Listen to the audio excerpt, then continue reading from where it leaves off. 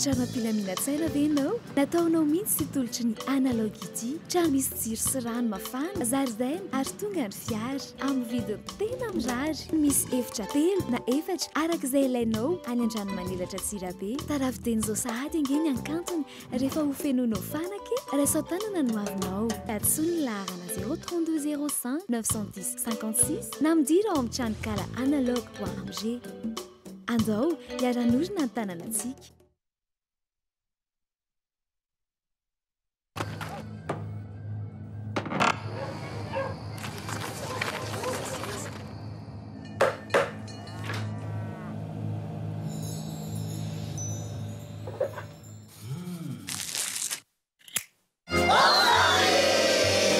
Le beurre Montfleury, le vrai plaisir de beurre.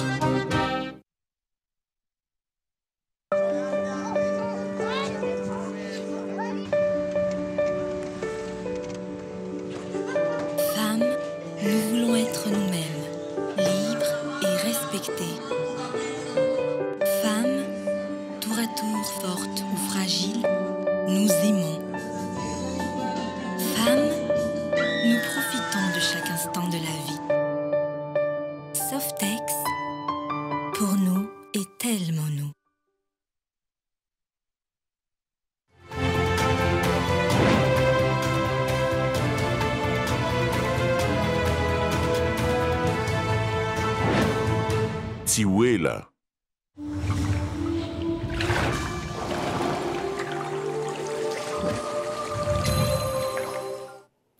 Faly miarabanao izay manaraka ny Cool FM sy ny Cool TV manasanao naraka ny vaovao hatramin'ny farany eto am-piandohana ampahafantarana antsika fa manambahiny ny sambana fampalam-baovao dia ny ministra ny varitra teo aloha Jean-Claude Rakotonerina izay mpikambana amin'ny vovonana miaradia amin'ny malagasy miara-miainga.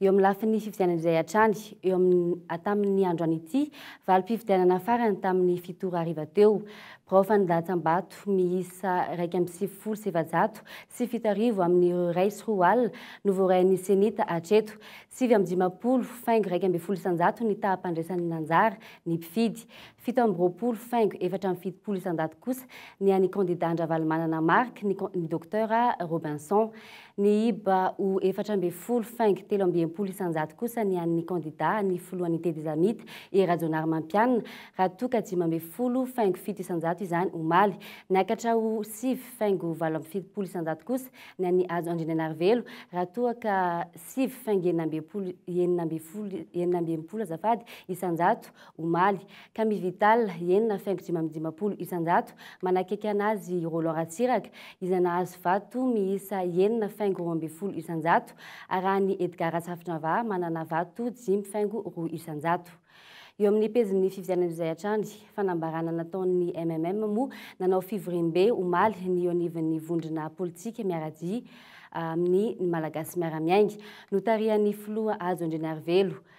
Amin'ny ankapobeny mankasitraka ny vahoaka malagasy noho ny famendreny naseho ny vahoaka malagasy ny malagasy miara-miainga araka ny tatra samihafa nataon'ireo avy amin'ny distrika 7,10 manerana ny nosy mazava ankehitriny fa hery tsy azo tovirana eto amin'ny tany sy ny firenena ny VPM MMM fampitsinana.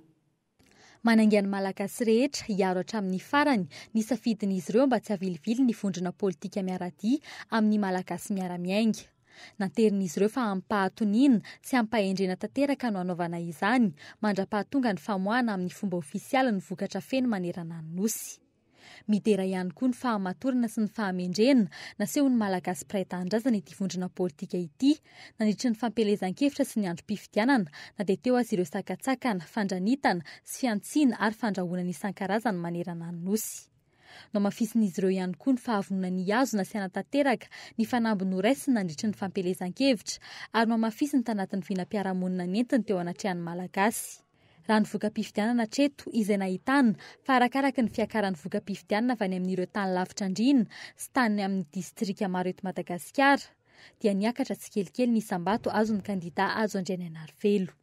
Mahatsapa ankehitriny ireo hery politika maro be miaradia amin'ny kandida Azo raha ny voka-pifidianana tsy ofisialita hatramin'izao fa hery velona tsy azo idivirana eto amin'ny firenena izay mampita sy mitondra ny tena etaetam-bahoaka maro ny isam-paritra. Naterin'izy ireo moa fa mandala sy manaja ny fenitra republikanina ny vondrona politika miaradia amin'ny MMM ary miaro sy mijoro hatrany amin'ny fampitoviana ny isampahitra ao anatin'ny fahasamihafana mba ahafahan'ny malagasy tsirairay mandray anjara tsy ampisalasalana ny ho avin'ny tandrazana iaraha-manana. Eo amin'ny lafiny fifidianan'izay hatrany, betsaka ny sotomombana tamin'ny fanatanterana ny fifidianana, indrindra teo amin'ny fikirakarana meloa raha nitatry nataon'ny GEN na ny groupe des experts nationaux androany. Voaza araky ny tokony ho izy ny lafiny ny fampitaovana ireo birao fatanjaham-bato sy ny fanisam-bato. Faritra 10 eto Madagasikara no nanaovana ny fanadihadiana ary nitondrana sosikevitra sy fanatsarana. Fanadihadiana. Maro tamin'ireo feno 70 taona no tsy nahazo nizony tamin'ny fifidianana foloan'ny repoblika fihodinana voalohany tamin'ny 15 oktobra farany teo raha nitatitra nataon'ny GEN. Akoatra ny tsy nahatafidiran'ny ampahany betsaka tamin'ny mpifidy tao amin'ny lisy mpifidianana dia tsy ampy ny fahafantaran'ny olona ny mahakasika ny fifidianana. Porofon'izany ny tsy fahazoany 530 isanjaton'ny olom-pirenena mihoatra ny 70 taona ny kara-pifidianana. Ny 20 faingo 3 isanjaton'ny olona nanontaniana ihany no nahafantatra ireo kandida miisa 330 ary ny 15 isanjaton'izy ireo ihany koa no nahazo fampianarana mahakasika ny bileta tokana. Etsy ankilany, ny 17 faingo 5 isanjaton'ny mponina no naharay ireo kojakoja sy vola avy amin'ny fampelezan-kevitra. Manoloan'izany dia misy ny sosi-kevitra tolotry ny GEN hanatsarana ny fifidianana filoham-pirenena fihodinana faharoa sy ny fifidianana solombavam-bahoaka. Sosi-kevitra maromaro napetraka anatin'io hoe voalohany ngedabe dia tokony isy ny fanokafana indray ny lisy mpifidianana fisoratana anaty lisy mpifidianana satria be dia be ilay olona soratana anaty lisy mpifidianana sokafana io amin'ny alalan'ny fanaovana amendement ny code électoral. Lalàna no fihetsika dia lalàna iny koa no sokafana ahafahana mampisokatra indray an'izay lalam-pifidianana izay idiran'ny olona anaty fifidianana satria tsy azo adino.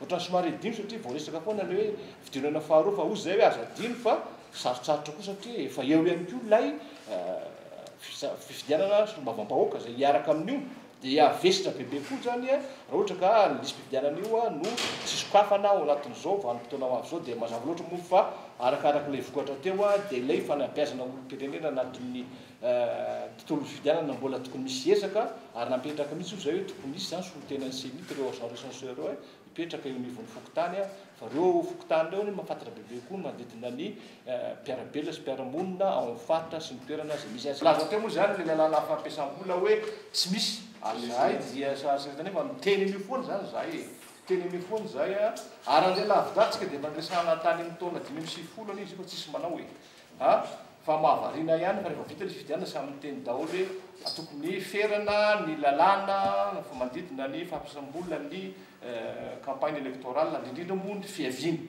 sy ny plafonnement na ny hoe atraizany tokony fetra satria tsy fantatra tsony avaizany vola otrinona ny vola ary manjary miteraka resabe sy ahiahy eo amin'izay zany zavatra izay zany tena ngedabe ao anatin'ny sosi-kevitra ihany koa tokony apetraka. Efa tombotra ny fifidianana manaraka kanefa maro ireo asa tokony atao raha te hanatsara izany. Mbola mironany amin'ny fiandrasana ny valim-pifidianana ny sain'ny maro sy ny asany vao miara-mahaleo tena misanana ny fifidianana ankehitriny ka mipetraka ny fanontaniana amin'ny fanatanterahana izany fanatsarana izany. Araky nambaranao teny am-pianidoana moa zany dia vahintsika androany ministra teo aloha Jean-Claude Rakotonirina miarabanao tompoky tonga sy eto amin'ny Cool FM sy ny Tokolo TV. Ia dia miarabanareo koa atao amin'ny fahitalavitra Cool FM sy Cool TV ary misaotra anareo amin'izao fanasana anay amin'izao takarivo izao. Mpikambanao amin'ny vovonana politika miaradia amin'ny malagasy miaramiainga ianao avy eo amin'ny antoko leader fanily ihany koa ary araky ny hitantsika teo 10 andro aty aorianan'ny fifidianana laharana fahatelo hatrany no misy ny kandida azo andrenanarivelo izay toananareo mbola misy ve ny fanantenanareo hiakatra fihodinana faharoa. Mbola feno ary tanteraka amin'ny fanantenanay mpikambanao anatin'ny MMM satria araky nambaranao teo vao 5 andro zay ny lasa tao anatin'izay 5 andro zay dia nahitana fiakarana foana zany ny salanisa azon'ny kandida hajo andrenanarivelo. Ny sasany kosa ny ena zany tao anatin'izay ary raha tsy aka afatsy ny salanisa zay azon'ny kandida Camille Vital fotsiny tsika tao anatin'izay 5 andro zay dia ny ena efa ho tany amin'ny teboka 5 tany hoany ka izay zany mahatonga anay milaza hoe mbola tsy misy ninina vita amin'izao oro zao. Manaraka an'izay araky ny vaovao zay voaraintsika tamin'ny fito arivo teo avy any amin'ny senita dia birao fandatsaham-bato eo amin'ny 750 zay zany no efa tonga hatramin'izao zany hoe eo amin'ny apahatelony ny roa apahatelo zany a mbola tsy tonga eto apelatanana ka zahay de mino sady matoky marina fa amin'ny fiakaran'ireo le roa apahatelo ny vato zay mbola sisa reo dia hiakatra ny salanisa zay ho azon'ny kandida zay toananay ary mino zahay fa ho tafiditra amin'ny fiodinana faharoa izy. Takana ahoana moa zany no hoe ny toeran'ny VPM MMM hita amin'ny firenena raha ny fahitanareo satria hatreto aloha na inona ambara na inona laharana fa tena trano ny kandida azo an'Redinarifely. Ny ataoko hoe révélation angamba mialatsiny amin'le teny frantsay tamin'ity fifidianana ndray mitoraka ity dia ny songadina ny vondrona politika MMM satria hery zay tsy azo ioarana zany io raha amin'ny lafin'ny politika eto Madagasikara manomboka amin'izao na izy ho tafiditra ao anatin'ny deuxième tour na sanatriany zany tsy ho tafiditra deuxième tour dia tsara toerana foana zany ny MMM satria izy zany no ibaiko ny fandresen'ny andaniny na ny ankilany ao anatin'izay ka zay mahatonga anay milaza hoe tsara toerana zany ny vondrona politika VPM MMM raha izao fifidianana tamin'ity ndray mitoraka ity manaraka an'izay mbola tianay ho tsindriana ihany koa raha sanatrio iaho teo le voalohany sy faharoa androany no tena tafiditra amin'izany deuxième tour zany oka tsy ho adinontsika fa reo nge le mpifanarina tamin'ny 2009 ka ahina zany mbola tsy hapisy ny fitoniana zany ao arinany fifidianana deuxième tour raha sanatria ka ireo mitafakatra deuxième tour tsy zay kosa nefa ny fipetraky ny toedrara raha ny candidat VPM MMM no tafiditra deuxième tour satria izy no mitondra na hoe miincarné zany ny fanovana zay nitakiany vahoaka malagasy tamin'ny taona 2009 ka zany rehetra zany mahatonga anay matoky fa ny malagasy tsy nanadino an'izany akory fa de mbola ho aseho zany mbola iseho zany arakaraky ny fiakaran'ny vato avy any amin'ny distrika samihafa. Sora betsaka anao vahiny teto amin'ny sampana fampalambavao eto amin'ny Kool FM sy ny Kool TV. Misaotra indrindra misaotra tompo. Eo amin'ny lafin'ny fifidianana izay hatrany, otratra tokoa ve ny teto andro napetraky ny senita 14 andro ao aorianan'ny fifidianana amoana ny vokatra vonjimaiky raha ny fomba fiasa no jerena. Fanontaniana no mipetraka satria dia mbola manana 15 andro ny fitsarana manokana amin'ny sahana ny fifidianana amoana ny vokatra ofisialy. Efa ny ampy kosa ny helikoptera nampiasaina ahafahana maka ny vokatra amin'ireo toerana saradalana. Fanadajiny. 10 andro aorian'ny fifidianana isika izao. Ny 10 ny vokatra no efa eo pelatana ny senita sainga mbola misy ireo zay tsy vita fa mitahana. Zany hoe afaka 10 andro vao feno ny vokatra 100%. Tombanana any amin'ny 15 volana novambra izany vao isy ny famoahana vokatra vonjimaiky. Aorin'izay dia manana 12 andro indray ny CES manao ny famitahana sy famoahana ny vokatra ofisialy. Tombanana amin'ny 20 ny volana novambra indray ny famoahana ny vokatra ofisialy ny anivon'ny CES. Zany hoe raha tokany 20 ny volana desambra ny fiodinana faharoa amin'ny fifidianana filohan'ny repoblika ka araka ny lalàna dia iray volana ny fampelezan-kevitra feny ny fotoana hanambaran'ny CES ny vokatra ofisialy sy ireo kandida izay hiakatra amin'ny fiodinana dingana faharoa no hiatombohan'ny fampelezan-kevitra ihany koa. Manoloana izany anefa dia hiezaka ny senita amarina ny asa alohan'ny dady voatondra ireo mba ahafahana mahazo fotoana lavalava kokoa. Tsara ny manipy etoana fa dia mbola ao anatiny tety andro tanteraka tsika zany zao ary dia antenaina ary azomena toky arany vahoaka malagasy fa dia tratran'ny senita araka ny tety andro zay napetraka ny famoahana an'izay voka-pifidianana vonjimaiky izay. Mariko ihany fa ny tety andro senita jour J otsika jour J plus 14 zany no naminavinany senita fa amoaka an'izay voka-pifidianana vonjimaiky izay feno raha teo dia raha matoa filomo zany tahaka ny tompon'andraikitra rehetrarehetra dia manome fanamby mametraka fanamby atrany hoe folo andro dia ami'izao-tsika miteny zao zany dia toky nomena ny vahoaka malagasy. Noho izany dia nisy fanampina ny fitaovana helikoptera miisa 2 mba hahafahana manenjika ny asa sy manangona ny vokatra any amin'ireo toerana lavitra. Raha ny fantatra nefa dia ho faina avokoa ireo fitaovana ireo ary ao anatin'ny pasay manandoavana ny vola. Hatreto anefa tsy fantatra mazava ny ofany sy ny vola lany. I helikoptera raha tsika malala fa helikoptera saika avy atsy Afrika Atsimo zany zay ny PASEM moa zany ny projet d'appui au cycle électoral de Madagascar no mamatsy ny vola amin'ny alalan'ny SADC. SADC no mitondra le vola dia ny ao amin'ny PASEM no mitantana azy zany no mitady an'ireo helikoptera ireo dia efa perinasa daholo zany. Tena aloha vola tokoa aloha vola ny ireo helikoptera 10 ireo zany. Andro ranom-bola efa lazaiko teo fa avy amin'ny vondro pirenena avy ao amin'ny SADC zany dia ny fitantanam-bola indray rehefa avy eo dia ny PASEM no mitantana an'izay vola izay. Ny fanontaniana mipetraka eto dia ny hoe trosa mipetraka amin'ny Madagasikara tokoa ve ireto vola avy amin'ny PASEM ireto sady fanomezana madiodio. Hosahirana araka izany izay filoha hitantana ny Repoblika fahaefatra. Eo amin'ny lafin'ny politika izay hatrany mitaky ny siny fisiriana ny vola nampiasain'ny senita sy ny tsirosoana amin'ny fifidianana fiodinana faharoa ny APRN na ny Alliance pour la paix et refondation nationale raha tsy misy ny fifampiresahan'ny samy malagasy ankilan'ny tsy tomombana moa ny fikarakarana ny fifidianana hoy izy ireo toy ny tany atsimo izay maro no tsy ao anatin'ny fifidianana ary tsy manana kara-pifidianana. Saika nanankiana ny senita avokoa na ireo kandida na ireo mpanao politika mpitazana manoloana ny fitarazona sy ny fanomanana ny fifidianana. Ny tsy fananana ny kara-panondrom-pirenena no tena nibahana sy hita maso nandritra ny fifidianana ny 20 ny volana Oktobra lasa teo. Ho an'ny APRM izay nanambara fa very ny zon'ny malagasy sy ny kandida manoloana ireo tsy fahafahan'ny vahoaka tsy tafiditra anaty lisy mpifidianan'ireo mifidy.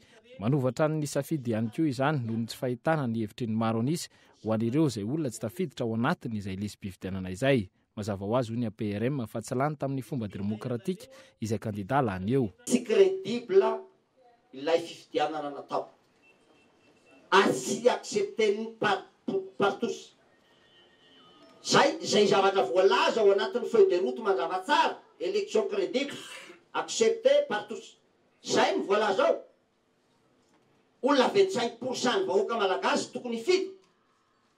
2, misy olana tsy azo lazay nananimbany hoe izy ny tena kandida, tena nosafidian'ny ny olona zany. Victime ny kandida sasany.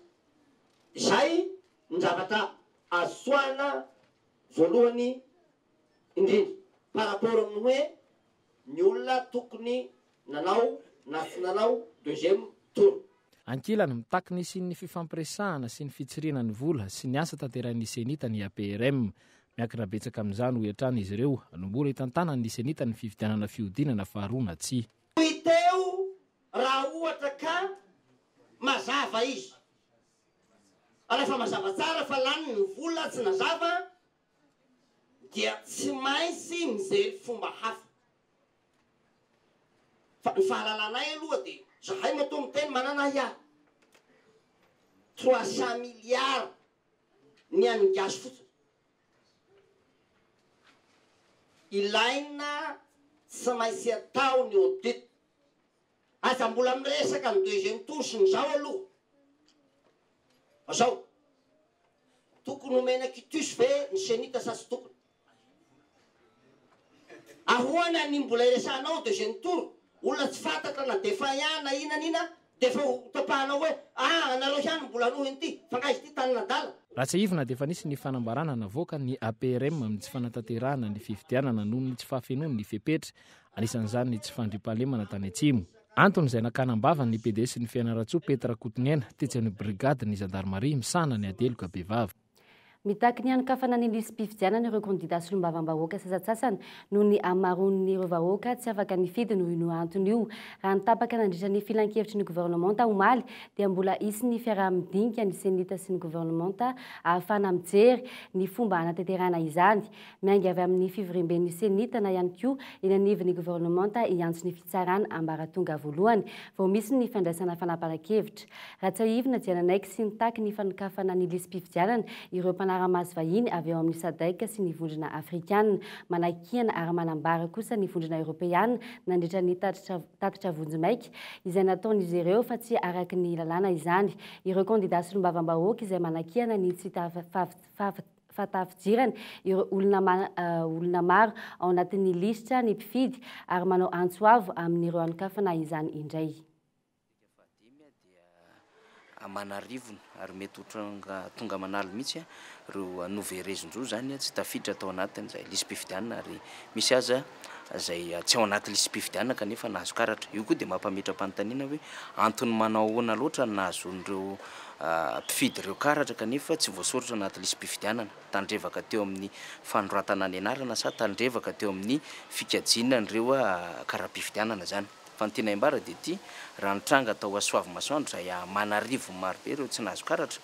Raha nitranga teny Andraisoro, teny Tsaronenana, teny Anjanahary na teny Manjakaray zay misy antena dia ilaina fandraisana andraikitra lehibe satria raha miresaka tsika Antananarivo renivohitra zany nitranga zavatra misy maika fa mihoatra amina kilometatra vitsivitsy na maromaro amin'ity Antananarivo renivohitra ity kony havita manoratra ny anarana anatin'ny lisy mpifidianana ao anatin'ny ray volana sy tapany eo mandra-pahatonga ny 20 ny volana Desambra. Zay angamba tena antsoavy lehibe avy aty aminay satria mahatsiaro mitaraina sy sahirana loatra ireo mpifidy ireo vahoaka tsotra zay tokony hanao ny safidiny tamin'ny 25 ny volana Oktobra teo. Pejy hafa kosa indray trangam-piarahamonina matotoa maro ireo toerana eto an-drenivohitra sy ny manodidina no manana laza ratsy amin'ny fisian'ny matotoa. Samy manana ny finoany sy ny olona manodidina io resaka io. Taona vitsivitsy izay tafiditra ao anatin'ny fotom-pisainan'ny malagasy ny fankalazana ny Halloween, fety natao anaovana fitafy sy endrika mampatahotra. Fotoana tsara indrindra resana ny matotoa sy ny lolo ary ny zavatra mampatahotra rehetra. Fanadadiana. Eto Mahamasina, trano iray, efa atahoran'ny olona hatramin'izay malaza ho masika lolo. Fantatry ny olona mipetraka manodidina ety izany. Maro mihitsy aza ireo tsy samy resaka momba izany satria efa nisy fampitandremana nataon'ny fianakaviana ono mikasika izay mampiely resaka momba ny fisian'ny lolo ao amin'io trano io. Tena miorory ireo mahare izany. Tsisy azo patarina zany. Tsisy azo patarina satria ataon'ny olona resetra ilay olona dia manahirana be. Misy kosa nefa ireo efa nahare ary efa niaina izay lolo sy matotoa izay. Niaina hatramin'ny fahakeliny teto Mahamasina ity lehilahy ity izay nisafidiny tsy aseho endrika. Nifanerasera tamin'ny tompon'ny trano sy ny zanak'ilay tompon'antoka amin'ny fisian'ny fietsehana tsy mazava amin'ny trano io ity lehilahy ity. Mitantara ny fisehon'ny fanahy izy. Le trano zany dia izy atao hoe Maxime mpanao mazie. Dia tao amin'ny trano izy mipetraka raha miakatra amin'ny lalimakany Peter Pan ianao dia tonga dia fantatro ny olona rehetrarehetra zany mahafantatra n'le zavatra misy. Ka io zany tamin'izy maty tena ela be izy vao tena maty satria tamin'izy nialaina tena nitrena be izy. Misy mpanova zany tao amin'ny alina izy ipotran'le Maxime io dia indraindray bataille, indraindray ampitahoriny, vonoiny, ohatrohatr'izay zany zavatra misy. Dia saiky tsy tamanadoro ny mpanova trano tao raha araka ny fahazahoako anazy. Fantatrareo hoe misy fadiny le toerana? Misy fady fa tsy fantatreo inona ny fadin'le toerana. Isan'ireo toerana malaza ho masika lolo ihany koa ny faritra Anjanahary. Misy ny fasana iombonana na ny cimetière. Ireo olona mpandalo sy ny mpitondra taksi no milaza ho mahita fahitana ety. Siosion-dresaka ny reniny be sy ny maro mahakasika izany. Somary efa elaela zay hoe soferana taksi ilay izy dia nandeha taksi ilay vehivavy dia tonga tetsy alolo tetsy amin'ny akaikin'ny vavahady be eto ampitan'ireto mpanao kapitaona azy reto dia hoe eto amin'ny ala dia rehefa tonga ilay fialana dia tsy hita tapoka izy mitsingevana. Ohatra hoe nisy vazaha mivoaka avy any anaty fasana dia manakana taksi dia miala any Ambohimanga kely. Hono izy ny olona fa izay mbola tsy nisy izany loatra amin'izao fa ela mipetraka teto. ireo mponineny kosa nefa milaza fa fandemetsaina ihany zany ireo efa nipetraka tamin'iny faritriny nandritra ny taona maro no manamafy fa mbola tsy nahita na indray mandeha azy ny tranga atoy izany. Bibilava dia ino izy ity dia fataka dia alika dy zay zava-misy eo. Bibilava manina le bibilava ao amin'ny fasana bibilava mandendeha mampatahotra manaikitra tsisy manaikitra tsisy manaikitra. Ny matotoa zany tsisy resaka hoe matotoa na ohatrany. Tsisy matotoa ka. Tsao zany hoe misy matotoa zany fa zay efa teto foana nikelatra amin'izay zay ara mbola kely dia efa matorotoro tena. Tsisy matotoa. Ka amin'ny tanàn'io fasan'io cimetière io misy lalana voaka amin'ny Besarety. Dia olona ataoko hoe asa angamba varitena angamba reny sanatria mivavy. Tsy malofo reny. Dia irizy miala. Dia any izy dia any dia mody dia miandro ilay taxi. Dia ilay taxi mamafy tsao hoe tondra matotoa vehivavy dia miala ato amin'ny cimetière dia tsy hita. Sahala amin'izay izy fa raha masoko mbola nita matotoa zany. Mba azaondritrareo vola sy ampandehan'ilay gazety ataony angamba dia izay mahatonga anazy milaza hoe misy anina. Io taxi io tsy resaka mpamina matotoa zany na hoe mpamosavy fa mpivaritena manao an'io. Varitena avany izy dia tsy malafo ohatra dia manakana taxi izy efa mahita an'ilay couloir any amin'ny fasana dia isotrihany ihany ilay taxi dia milaza fa matotoa no entiny nefa tsy matotoa zany iny fa olona zay tena mizingizana hoe olona le izy fa tsisy matotoa zany. Sarotra be le anondra le olona hoe zao na zao fantatray le olona mpanao anazy fa zay tsy afaka ny anondra. Na misy na tsy misy samy manana ny finoany sy fahamafisan'ny sainy ny tsirairay. Izay raha teo no voalaza fa hiakinan'ny resaka toy izany. Amin'ity faran'ny volana ity aloha ny 30 Oktobra mandritra ny alina efa tafiditra eto amintsika ny fankalazana ny Halloween. Ampiomanina dieny izao ireo katahotra sy kanosa fa hivoaka ny trano hamonjy fety samihafa fa tsy maintsy hisy ireo anao sangratsy ampatahotra sy anao sangy mihoatra ny loha. Tsy merika loatra amin'ny resaka politika ny malagasy na dia nahatratra amin'ny 950 azy ny tahafasotonana an-dasambato tamin'ny fifidianana farany teo. Kely izany nihoatra tamin'ny fifidianana filoham-pirenena teo aloha rehetra. Ny tsy fahazona ny vaovao ilaina momba ny politika amin'ny fampelezam-baovao moa no mahatonga ny 130 ny mponina tsy hierika amin'ny politika io. 30 ny olona ihany koa no milaza fa tsy anao ary tsy hiditra na oviana na oviana amin'ny resaka politika. Fanadadina. Maro ireo antony mahatonga ny olona tsy hiraika loatra amin'ny politika. Araka ny tatitra nataon'ny Afrobarometra androany, 70% ny malagasy nanaovana fanadihadiana dia tsy miresaka politika amin'ny havana sy ny piraimonina amin'ny mihitsy. 75% ny malagasy no tsy miraika mihitsy amin'ny resaka politika io. Na dia maro aza ny haino aman-jery eto amintsika, olana ny tsy fahampian'ny fampelezam-baovao ka nampiova ny endriky ny politika eo mason'ny olom-pirenena. Ary ohatrany hoe raisina ilay izy mibetsaka dia mibetsaka nefa zao ny gazety, betsaka ny radio, ohatrany hoe milaza ny olona hoe misy ihany tokony mba betsaka ny vaovao nefa manarify amin'izay ny hita dia hoe ohatrany mivitsy ilay olona manaraka vaovao zany. Zavatra tsapa zany dia ohatrany hoe misy lasa lavitra be amin'ny resaka politika ny olona amin'ny akapobe eto Madagasikara. Natao tamin'ny volana Martsa sy Aprilin'ity taona ity ny fanadihadian'ny Afrobarometra. Raha ny maso mijery, maro noho nantenaina ny fandraisana anjara tamin'ny fifidianana farany teo izay afaka nandrefesana mivantana ny fomba fijerin'ny malagasy ny resaka politika eto amintsika. Ny teknisiana kosa nefa dia milaza fa kely noho ny tamin'ny taona rehetra teo aloha nisian'ny fifidianana filoham-pirenena ireny. Tsara angamba nijerevana koa izany hoe tsara mihitsy hoe ananana antotanisa tamin'ny taona lasa maro. Ohatrany hoe navitrika ny malagasy nandeha nifidy marina izay ary angambany hoe oharina amin'ny fanantenana toa tsara mihitsy hoe eo amin'ny lazatsika angambany izy zao mbola tsy hoe zay aloha zany hoe vokatra farany fa hoe rahana ny vaovao dia eo amin'ny 7 amin'ny 50 eo zany angambany hoe participation amin'izao fotoana izao. Ambony ihany zay raha oharina tamin'ny fanantenana hoe nibetsaka matsy ny olona anteny hoe tsisy olona andeha hifidy eo akoriny nefa raha oharina amin'ny antotanisa taloha zany dia ohatrany tsy dia betsaka ihany sao tany fifidianana amin'ny filoha taloha tany amin'ny tsy haiko hoe 700 ny olona firenena nandeha nifidy donc tsy dia azo atao hoe tena ambony ankony amin'izay angamany.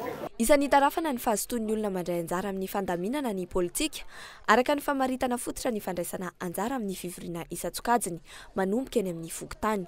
Ho an'ny taona 2024 nanaovana ny fanadihadiana ihany koa anefa dia niena ny fandraisan'ny mponina anjara amin'ny fivoriana ka tafalatsaka hatramin'ny 530 isan-jato izany ary 30 isan-jato no milaza ho tsy hamonjy fivoriam-pokon'olona intsony mihitsy. Raha 30 isan-jato no milaza ho efa namonjy izany indray mandeha na indroa teo amin'ny fiainany. Sindrany mahery no izy, izay no nahazo ireo jiolana nafika tetsy Ambodiady omaly alina tokony tamin'ny 12 raha sy sasany. Raha vao tafiditra tao anatin'ilay trano saika notafiana ireo jiolahy no nivoaka tampoka teo amin'ny varavarankely ny tompotrano ka nitifitra ary vo tamin'izay niray tamin'ireo olon-dratsy fanadihadiana. Teo amin'ny varavarana farany alohan'ny idirana tao amin'ilay trano saika hotafiana no sendra nitampoka ireo jiolahy maromaro ny rongobasy nanafika tokantrano iray tetsy Ambodiady omaly alina tokony tamin'ny 12 raha sy sasany. Nianka teo amin'ny tamboho ireo jiolahy tamin'izany ary nanatsofa ny gadona teo amin'ny vavahady ary ny hiditra tao an-tokotany. Niakatra ny tohatra izy ireo avy eo ka teo niraikitra ny fifandomana. Tsy nifandrenesana ny pobasy tamin'izany satria nifamaly ny tifitra ny fanaovany ny tompotrano sy ireo olon-dratsy. Zao lahy tonga teto voalohany aloha. Lasa hiverina ny antso an'ilay head-chauffeur sy le namanao matory eo. Teo ny polisy dia efa mijery ny tarasy ny dirana sy ny ekara dia efa kaitra zany ny zanaky ny patron. Dia izy le zanaky ny patron nanaitra ny dadany sy ny mamany. Ny patron zay zany no tsaitra izy dia efa izy moa manana basy izy dia efa naila ny varavarankely zany. Dia zay roso zany tsy manam-po hoe misy basy eo. Dia efa teo no naila ny varavarankely zany dia ny esana le fandeha le basy misy voa mihitsy. Teo mitohatra teo zany fiheraha mipatapataka le raha dia mifanaka amin'ny tameny iny tena nahitany rano maraina. Dia taria am'le fininana dia taria no asana avela ny akaina teo ngamby dia teo teo le raha zany. Nitsoaka nandositra ireo jiolahy taorian'izay na dia efa naratra mafy aza ny iray tamin'izy ireo. Tonga teny an-toerana ny polisy saingy efa tratra aoriana ny nandosirana ireo jiolahy. Ny teo amin'ny manodidina dia samy nilaza fa vokatry ny fatahorana dia tsy nisy nahasan'ny voakany ny trano raha vao nandre ireo pobasy ireo. Fa naheno basy indronany eny tsy nafantatra fa atao an-trano dia matahotra dia tsy mivoaka. Ny olona nahita hoe nisy raha teto fa za tsy mijery hoe misy mpangalatra misy fotsiny. Za aloha sy naheno pobasy aloha ohatrany hoe tenen'le olona fa na le pobasy aza tsy haino satria efa alalina izy io. Tena tsy fantatro le olona efa nivorivory tery zany nahatonga anay mba nivoaka tsy kely teo zay dia zay reny efa misy la polisy aloha dia bosaka efa misy polisy ireo sady misy olona ery dia andaontsika mba hivoaka ao an-davarangana dia zay nahatonga anay teo am-lavarangana teo. Diso adresy izay no azo ilazana ny nahazo ireto olon-dratsy ireto. Ny polisym-pirenena no mandray an-tanana ity raharaha ity sy ny fikaroana ireo olon-dratsy ireo amin'izao fotoana izao. 10 mponina eto Madagasikara no manana fahasembanana 400 amin'izy ireo no sembana ara-batana. Miatrika amin'ny teknisiana 160 ny olana no ny tsy fampiany fitaovana ary tsy masehaka ny isan'ny malagasy 20 tapitrisa izany fanadihadiana. Hita eto Madagasikara avokoa ireo akora entina hanamboarana ny protèze ho an'ny olona manana fahasembanana ara-batana. Misy avaly ireo centre d'appareillage manerana nosy, ny diabeta, ny homamiadana, ny tsy fahatombanana eo am-piterahana ary ny loza vokatry ny fifamoivoizana no matetika mahatonga ny fahasembanana ara-batana. Ho an'olona tapaka eo amin'ny rano zao ohatra zany zao inona atao protèze le solotongotra apetaka eny. Ny orthèse zao raha isika ohatra zao ny releveur du pied mety hoe malemy tongotry le olona na misy défaillance musculaire zany dia azo asiana orthèse zany azo asiana releveur le olona. Manodidina ny 5 alina sy 1 hetsy isan-taona ny toe-bola ilaina ho an'ny olona manana fahasembanana ara-batana na misy aza ny rafitra napetraka mitoetra ho olana hatrany ny fitadiavana azy. Fianakaviana sahirana avokoa ny ankamaroan'ireo olona manana fahasembanana raha nambarany tompona andraikitra iray. Ny 150 000 ariary eo zany ny fitambaran'izay fitaovana rehetrarehetra izay. Dia io fitaovana io aloha io zany ohatran'ny karazana hoe solona kiraro zany ho anay olona manana fahasembanana. Ka arakaraka ohatra anao ka mandeha lava foana mandeha satria io foana ihany zany nentinao isan'andro tsy azonao solosolona hoe isolo an'ity indray ara-pitsana ohatran'izany fa io foana no entinao ka raha ny fandinihako azy ohatran'ny anahy manokana eo mila amafisina réparena kely zany afaka isaky ny enim-bolana eo zany le izy dia amin'izay manao réparation zay dia manomana any amin'ny 40 000 ariary eo indray zany ianao afahanao manao an'izay réparation zay moa raha solona tanteraka mihitsy le izy dia manomana any amin'ny 150 000 ariary araka le niteneniko tany am-boalohany. Tsy manaraka ny fenitra iraisam-pirenena ny fanamboarana an'ireo protèze eto Madagasikara noho tsy fahampiany fitaovana sy ny akora. Ampiny technicien orthoprothésiste eto Madagasikara dia ny fitaovana zany mbola be da be ny fitaovana tsy mifanaraka norme internationale. Dia eo koa ny tsy fahafahan'ny marary mividy ny zavatra amboarin'ny technicien orthoprothésiste na dia efa mora lavitra noho ny any ivelany aza mividy ny fitaovana vokarina eto Madagasikara. Lafo ary tsy takatry ny fahefan'ny mividy ireo atleta manana fahasembanana ny fitaovana ampiasaina izay mitedina an-tapitrisa. Tsika nefa sangany eto amin'ny ranomasimbe indianina indroa misesy mihitsy 2011-2012 no champion de l'océan Indien. Nefa dia ireo le fitaovana zay ho ampelatanantsika ireo zay ny ankizy ihany ireo atleta ireo ihany no mamboatra azy fauteuil de ville fa avadiky ny ho lasa fitaovana azo anaovana fanatanjahantena. Natateraka congrès fahatelo tetsy amin'ny CHU JRA ampifiloha ireo mpikambana eo anivon'ny ATOM na ny fikambanan'ny technicien orthoprothésiste eto Madagasikara ary aritra 2 andro ny fivirina. Tapitratro ny fampalamba vaovao eto amin'ny Cool FM sy ny Cool TV mankasitraka anao nanaraka izany hatramin'ny farany veloma tompoko.